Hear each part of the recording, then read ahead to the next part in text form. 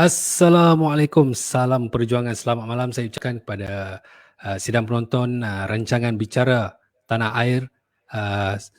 Syukur Alhamdulillah malam ini kita dapat bersama sekali lagi secara langsung atas talian. Kalau sebelum ini host kita saudara Imran Tua, dia tidak dapat bersama kita malam ini, jadi saya gantikan dia lah. Nama untuk pengetahuan para penonton, nama saya Nik Fatur Rahman, ahli Parti Pejuang Tanah Air yang akan menjadi moderator anda untuk malam ini. Baik, malam ini kita akan bersiaran secara langsung atas talian. Kali ini bagi membincangkan satu tajuk yang amat penting, iaitu anak muda bawa beza apa. Dan untuk itu kita bawakan dua orang ahli panel yang berwibawa. Pertamanya bersama-sama kita bagi mengupas tajuk ini adalah tidak lain tidak bukan Dr. Abu Hafiz Salahuddin, Ketua Pejuang Muda Nasional. Apa khabar Dr. Abu? Sihat? Alhamdulillah. Terima kasih. Alhamdulillah, syukur. Terima kasih kerana sudi bersama kita malam ini. Untuk pengetahuan penontonnya, Dr. Abu merupakan seorang ahli akademik. Beliau tamat pengajian PhD dari Universiti Sains Malaysia dalam bidang pengajian Islam dan pemikiran. Beliau mempunyai pengalaman berkhidmat dalam kerajaan pusat sebagai penasihat kepada Menteri di Jabatan Perdana Menteri dan merupakan salah seorang ahli panel kajian fatwa di Perlis. Dan pencapaian beliau meliputi rekod cemerlang dalam pertandingan debat bahasa Arab,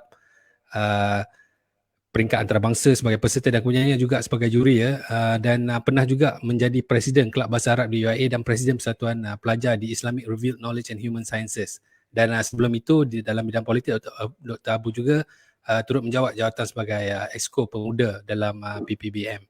Dan bergandingan dengan beliau pada malam ini juga bukan cancalang orangnya, Ketua Pejuang Wanita Muda Dr. Nurul Ashikin Mabahwi. Selamat datang Dr. Apa khabar? Alhamdulillah. Assalamualaikum. Waalaikumsalam warahmatullahi. Tak terlambat rasanya Doktor nak ucapkan selamat hari jadi ya. Terima kasih. Baik, untuk rujukan Dr. Ashikin, Dr. Nurul Ashikin adalah lepasan PhD dari Shibaura Institute of Technology, Jepun dalam bidang Regional Environment Systems. Beliau mempunyai pengalaman politik yang luas biarpun masih muda. Antaranya beliau pernah menjawat jawatan sebagai Ketua Penerangan Puteri UMNO Wangsa Maju dan juga AJK Bahagian Wangsa Maju. Dan pernah menjadi Presiden Kelab Debat UiTM di Sri Iskandar Perak, dan semasa di Jepun pula beliau telah diamanahkan selaku Presiden Kelab Bunga Raya Jepun dan kini beliau merupakan Ketua Pejuang Wanita Muda Parti Pejuang Tanah Air. Sidang penonton yang saya hormati, sebelum kita mulakan tajuk kita malam ini, saya ingin mengingatkan para penonton, anda boleh bersama berinteraksi dengan panel-panel kita malam ini dengan meninggalkan pertanyaan di ruangan komen. Dan kami akan memilih beberapa soalan dan akan utarakannya kepada para panel di segmen akhir rancangan ini nanti. Baik, Dr. Abu, Dr. Nurul, tajuk yang kita mahu bicarakan sebenarnya malam ini adalah anak muda bawa beza apa. Seringkali anak muda ini kalau kita tanya, ramai yang telah muak dan mual dengan situasi politik tanah air. Dan ada yang melakukan perubahan dan sebagainya, dan mereka mahu anjakan daripada amalan politik dinosaur katanya kepada sesuatu yang mungkin lebih baru, lebih segar, yang lebih menguntungkan dan memberi manfaat jangka panjang untuk mereka.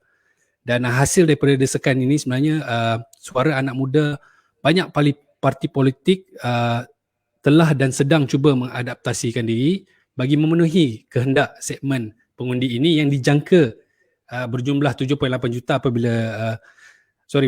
jika undi 18 dikuatkuasakan dan diimplementasikan sepenuhnya kelak. Sayap-sayap muda parti khususnya seperti Pemuda UMNO, Armada dan sebagainya, banyaklah. Mereka telah mula mengorak langkah menawarkan pelbagai pembaharuan, pendekatan, pembawakan, polisi seterdasar yang mungkin pada khidmat mereka mampu menarik sokongan anak muda. Justru soalan pertama saya, kita kehilangan Dr. Nurul. Ya. Baik, tak apa.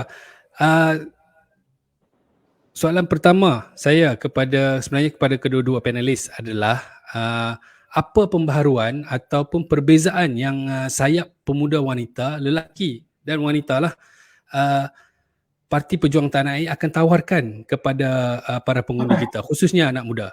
Kalau boleh kita mulakan dulu dengan Dr. Abu. Okay, terima kasih. Bismillahirrahmanirrahim. Assalamualaikum warahmatullahi wabarakatuh. Alhamdulillah wassalatu wassalamu ala Rasulillah amma ba'd. Pertama-tama saya ucapkan jutaan terima kasih kepada saudara Nik Fatur Rahman ataupun lebih dikenali dengan Pok Nik untuk program pada malam ni berkaitan dengan bicara tanah air dengan tajuk anak muda bawa beza apa. Baik. Apabila ditanya tentang pembaharuan dan perbezaan yang akan ditunjulkan oleh Parti Pejuang Tanah Air, saya suka memberikan sedikit latar belakang sehingga kita faham apa yang sedang berlaku dan kenapa kewujudan parti ini muncul di persada politik tanah air di peringkat nasional. Pertama, ia muncul selepas daripada yang mana semua daripada kita tahu ia muncul rentetan daripada pemecatan pengasas utama kepada Parti Peribumi Bersatu Malaysia bersatu melalui langkah pasca kepada langkah Sheraton, dan kami juga termasuk saya dipecat daripada Parti Bersatu. Maka apabila kami telah pun memulakan ataupun mengorak langkah dalam politik yang ingin melakukan perubahan bermula daripada pilihan raya umum ke-14 pada Mei 2018, ramai yang bertanya dan ingin kekal memperjuangkan aspirasi politik dalam persada tanah air. Mereka memerlukan pada wadah. Ketika itu berlaku transisi sehingga kan adanya gerakan melawan status quo di dalam Bersatu ketika itu selepas daripada Februari 2020, setahun yang lalu.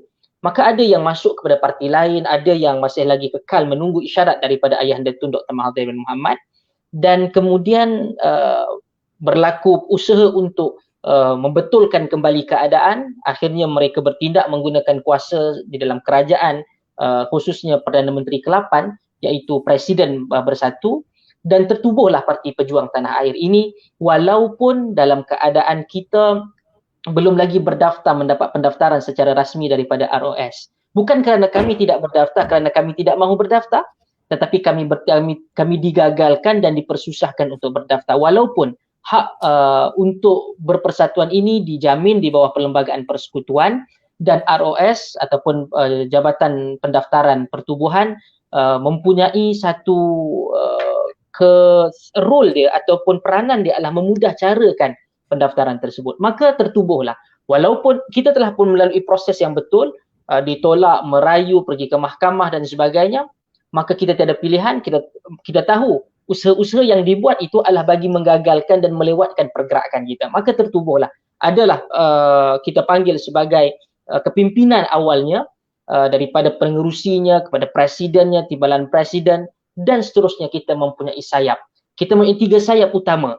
Sayap wanita yang dikenali sebagai pejuanita, sayap pemuda dikenali dengan nama pejuang muda yang diketuai oleh saya, alhamdulillah, dan kemudian ada pejuanita muda yang diketuai oleh Dr. Nurul Ashikin. Tadi pejuanita diketuai oleh Datin Paduka Cik Asmah Ibrahim. Baik. Apa dia pembaharuan dan perbezaan? I want to be frank. Saya ingin berlaku jujur di sini. Tidak banyak yang kadang-kadang kita boleh untuk yakinkan apa yang kami ingin lakukan, sesuatu yang begitu drastik berlaku. Apabila kami mempunyai ruang untuk bersama dengan Kerajaan Perikatan Nasional, kerana Presiden kami dahulu iaitu Tan Sri Mahyudin Yassin menjadi Perdana Menteri ke-8 melalui penubuhan kerajaan tebuk atap ke pintu belakang ke dan sebagainya, mengkhianati janji yang telah dimeterai di dalam Pakatan Harapan. Kami tidak memilih untuk bersama dengan mereka. Pembaharuan dan perbezaan yang paling utama yang perlu untuk saudara-saudara, teman-teman yang belum lagi untuk membuat keputusan menyertai kami ingin katakan alhamdulillah, dengan segala syukur pada Allah Ta'ala, kami kekal untuk berprinsip. Kami ada pilihan, bukan kami tiada pilihan. Bukan tidak ada di kalangan pimpinan-pimpinan atas yang ditawarkan jawatan menteri penuh, jawatan GLC dan sebagainya. Tetapi mereka alhamdulillah ingin meneruskan melawan arus perdana untuk tidak bersama dengan Perikatan Nasional, dan ini pembaharuan yang cukup penting bahawa kami ingin memartabatkan politik kepartian ini berpegang kepada janji, berprinsip dan juga menolak scheme of things, menolak rasuah, menolak segala bentuk tawaran-tawaran yang lain. Maka apa yang menjadi perbezaan? Perbezaannya adalah kita cuba untuk menjadi satu parti Melayu dan Islam yang berbeza daripada apa yang wujud. Sekurang-kurangnya ada 3 parti yang secara terbuka menyatakan mereka adalah parti Melayu Islam. Yang pertama sudah tentu UMNO. Yang kedua ialah saya tak pasti, PAS pun dahulu pada awalnya menolak sikap asabiyah, sikap kemelayuan, tapi akhir-akhir ini mengasimilasikan diri mereka antara Islam dan Melayu juga, dan kemudian parti pejuang tanah air ataupun pejuang kerana bersatu telah pun merubah, melakukan pindaan, bahkan kita lihat pimpinan-pimpinan mereka tidak lagi yang ditarifkan sebagai Melayu ataupun Islam. Maka 3 parti ini, satu parti telah pun dipenuhi dengan para kleptokrat dan mereka yang tidak mahu untuk berkongsi aspirasi melawan salah guna kuasa, rasuah dan sebagainya. Adapun macam seperti PAS, kita lihat daripada hari ke hari Allah Subhanahu Wa Taala membuka pekung mereka, daripada konsistensi mereka, daripada janji-janji mereka, daripada tuduhan-tuduhan mereka terhadap parti lawan menggunakan hukuman-hukuman agama, menggunakan dalil yang berbagai. Dan insya-Allah kami tidak menyatakan bahawa kami akan sempurna. Itu sudah tentu tidak akan berlaku. Al-kamalu lillah, kesempurnaan itu milik Allah Subhanahu Wa Taala. Tetapi yang kami katakan adalah tekad dan komitmen kami untuk melakukan ataupun menawarkan sesuatu yang sungguh berbeza insya-Allah berbanding dengan UMNO dan juga PAS. Mungkin orang kata alah sama je nanti akan jadi. Saya kira bahawa kita perlu untuk berusaha melakukan perubahan. Jangan hanya kerana buruk sangka kita ataupun putus asa kita, maka kita sama sekali tidak mahu mencuba sesuatu yang baru, yang mana ia bukan satu parti Melayu Islam yang baru. Tetapi saya suka ada teman saya memberikan pandangan ini. Dia kata ia pejuang bukan satu parti Melayu Islam yang baru, tetapi ia adalah satu parti Melayu Islam yang perlu ketika ini. Tatkala seluruh daripada parti-parti yang ingin menawarkan latar belakang Melayu dan Islam itu telah menjadi korup, kita memerlukan sesuatu untuk tajdid, untuk islah, untuk melakukan pembaharuan terhadap sebuah parti yang bernuansa agama dan bernuansa bangsa, agar kita tidak merosakkan lagi bangsa ini dan juga maruah agama Islam yang disucikan oleh Allah Subhanahu Wa Taala. Saya kira itu pandangan umum, kerana saya kira ada soalan lain lagi akan lebih detail terhadap perkara tersebut. Terima kasih saudara moderator. Baik, itu jawapan daripada Ketua Pejuang Muda. Hingga kan ada tawaran-tawaran ya Doktor, tawaran-tawaran jawatan yang menarik ke Doktor? Sangat menarik. Baik, okey, apa pula perbezaan dan pembaharuan yang bakal diperjuangkan pula oleh sayap pejuang wanita muda? Kita nak tahu, mungkin ada penonton-penonton kita, wanita-wanita muda di luar sana yang sedang menonton dan mereka mahu tahu. Jadi saya silakan Dr. Nurul Ashikin. Okay, terima kasih kepada Encik Moderator. So, saya pun sebenarnya tidak berani untuk terlalu berjanji sebab kita ni sayap baru, kita baru nak bergerak. Tapi apa yang boleh saya share ikut pengalaman saya dalam Puteri UMNO dulu, apa yang saya nampak dalam Puteri UMNO, walaupun kita ada memang satu sayap wanita muda, tapi suara kita tidak didengari. Kita tak ada satu medium yang betul-betul kita boleh salurkan pendapat, dan jika wanita muda itu memang berpotensi dan berbakat, sukar untuk mereka naik sebenarnya. Jadi bila saya diberikan amanah untuk membentuk pejuang wanita muda ni, ini adalah antara perkara pertama yang saya ingin ubah, untuk pastikan bahawa apabila ada wanita muda yang berpotensi dan memang berbakat dan patut dinaikkan, kita memang betul-betul akan masukkan dalam line up. Dan satu perubahan yang saya nampak sangat ketara dan memang kita dah buat pun berbanding dengan sayap-sayap wanita muda lain adalah dalam membentuk barisan kepimpinan, kita ambil resume dan juga CV mereka supaya kita boleh bentuk kepimpinan yang seimbang berdasarkan kecenderungan minat dan juga berdasarkan background untuk setiap calon tu. Dan ini tak jadi dalam parti-parti lain. Saya dah tengok yang betul-betul menyusun kepimpinan ikut kepakaran tu waktu dalam tempoh penaja tu tak ada yang buat. Tetapi dalam tempoh penaja untuk pejuang wanita muda kita buat. Pemilihan tu of course lah dia dah jadi perkara lain nanti.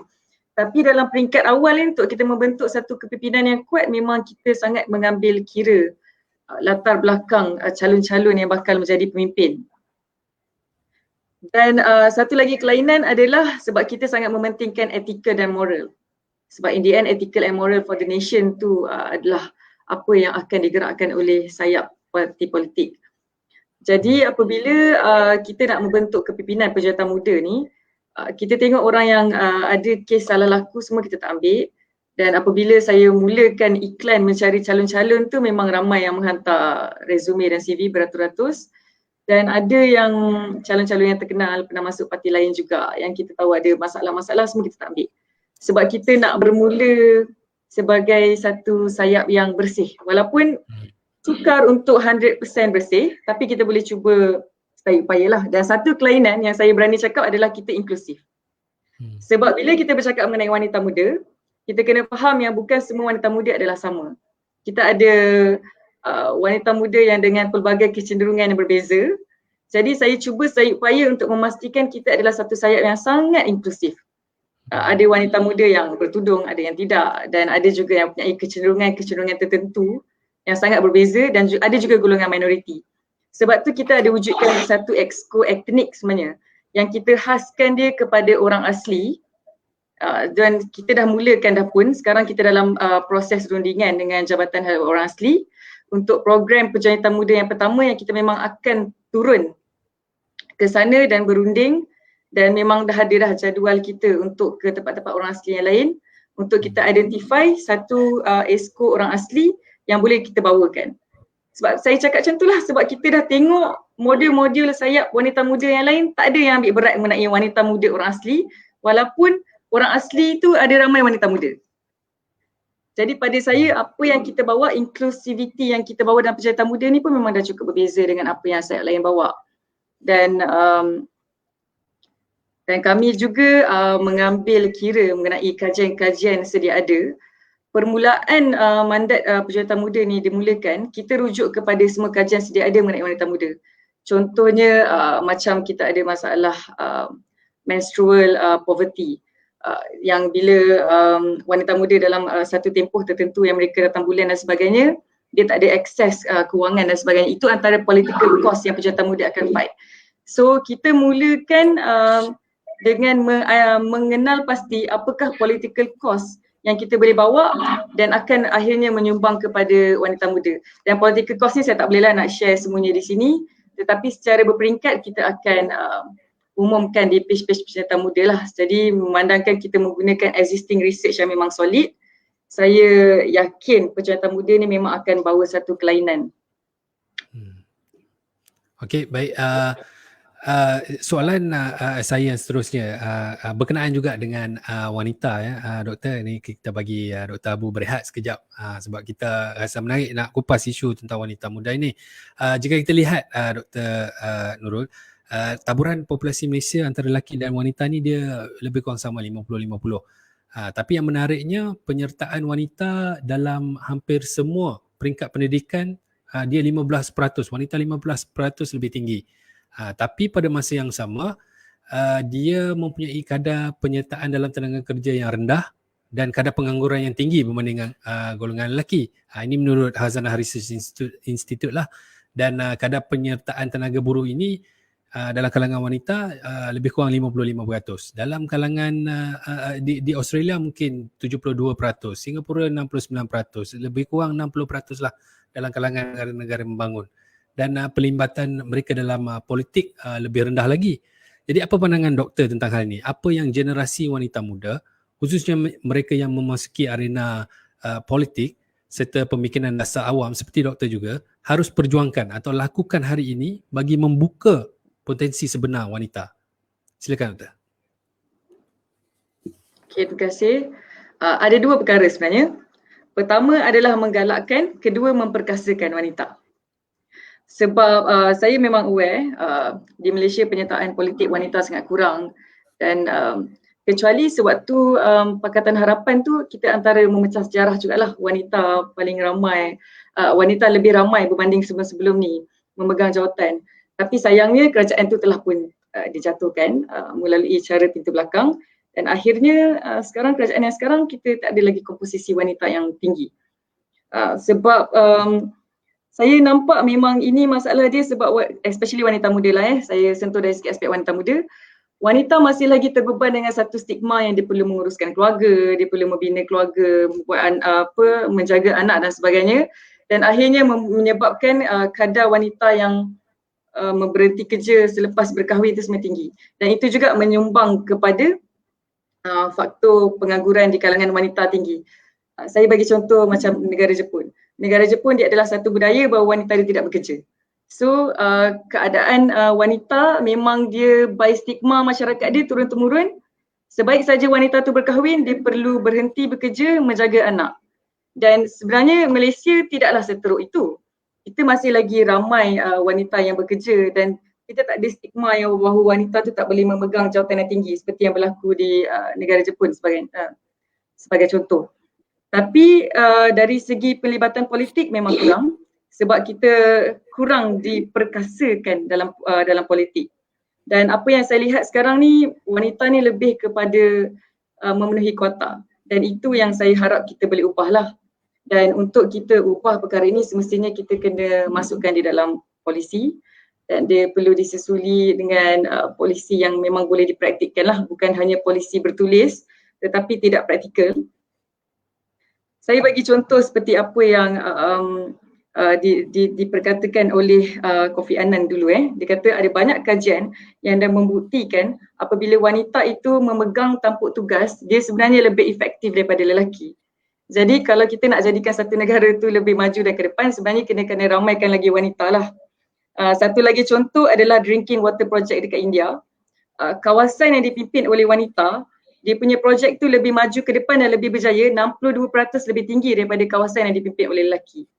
Sebabnya adalah kalau kita mendidik lelaki, kita hanya mendidik lelaki. Tapi kalau kita mendidik wanita, kita akan mendidik satu masyarakat sebab wanita dia terlibat dengan keluarga dan sebagainya.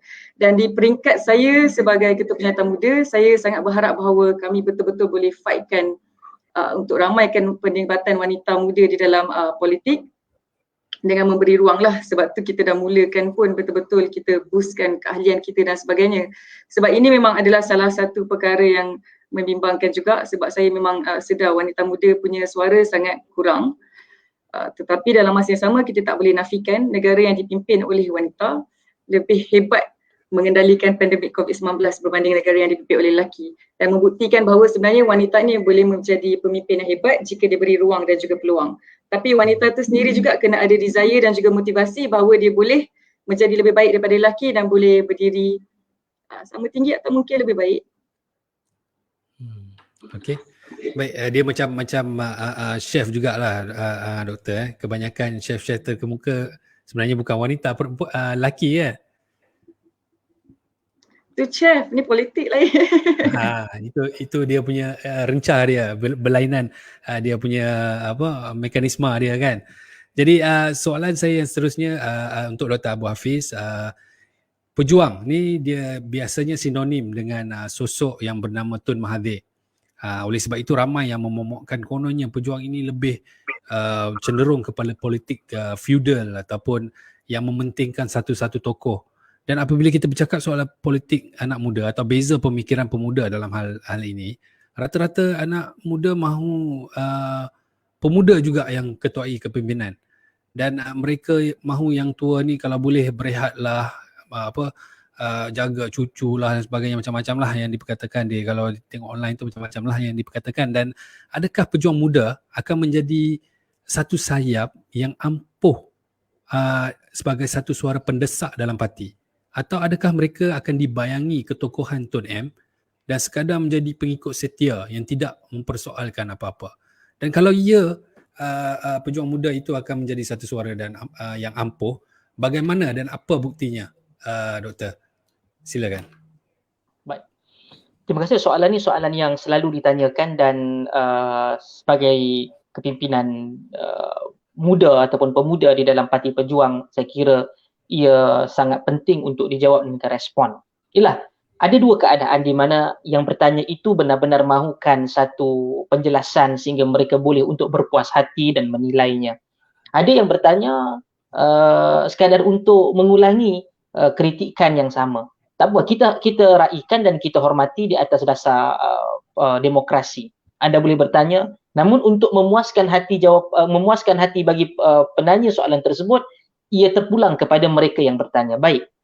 Pertama, saya mempunyai kepercayaan bahawa di dalam sebuah negara ia menguruskan manusia, dan manusia itu melibatkan sama ada dia tua ataupun dia muda, dan melibatkan orang-orang yang berbagai rencamnya.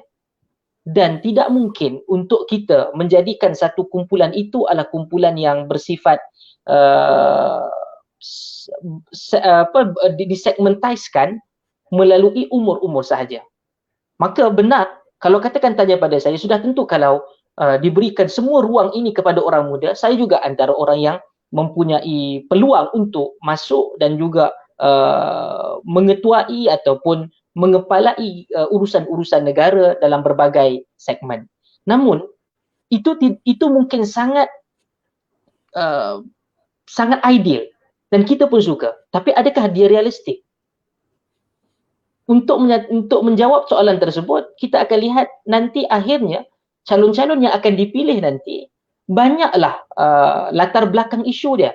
Siapa yang boleh bagi bantuan? Siapa yang boleh untuk menawarkan program-program yang baik? Siapa yang boleh untuk hadir dan memberikan bantuan berbentuk kewangan dan sebagainya? Itu masih lagi berlaku di dalam negara kita. Dan secara logiknya, mereka yang mempunyai dana dan juga backup kewangan yang kuat itu tidak pada orang muda, pada orang tua. Idealnya untuk berikan ruang tersebut, okey. Tetapi ini bukan satu sistem presidential.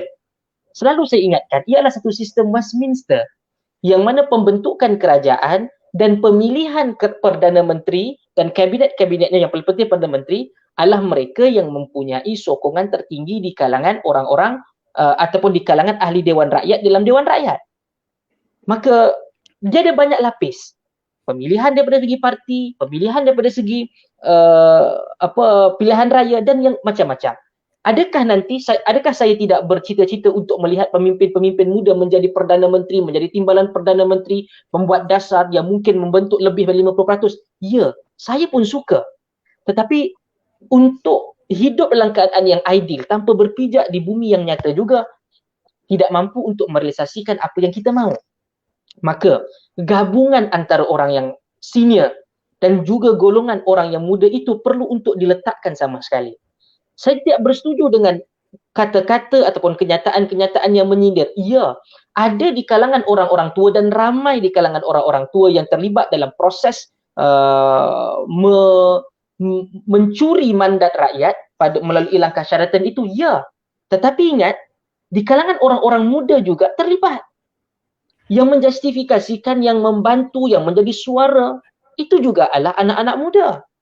Maka dosa pada langkah syaratan itu tidak hanya kepada orang tua, tetapi kepada orang muda juga yang membantu. Maka kalau mengambil sifirnya yang merosakkan itu adalah anak muda, adakah kita katakan bahawa lepas daripada ni anak muda jangan juga terlibat, kerana anak muda juga merosakkan? Kerana yang salah itu ada pada muda, yang salah itu juga ada yang pada tua.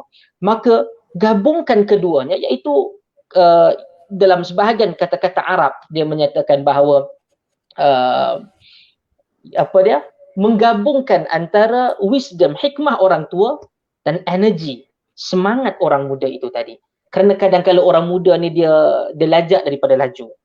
Tapi orang-orang tua pula bila bertindak, bila bergerak itu banyak pertimbangan dia. Jadi tersekat dan lewat.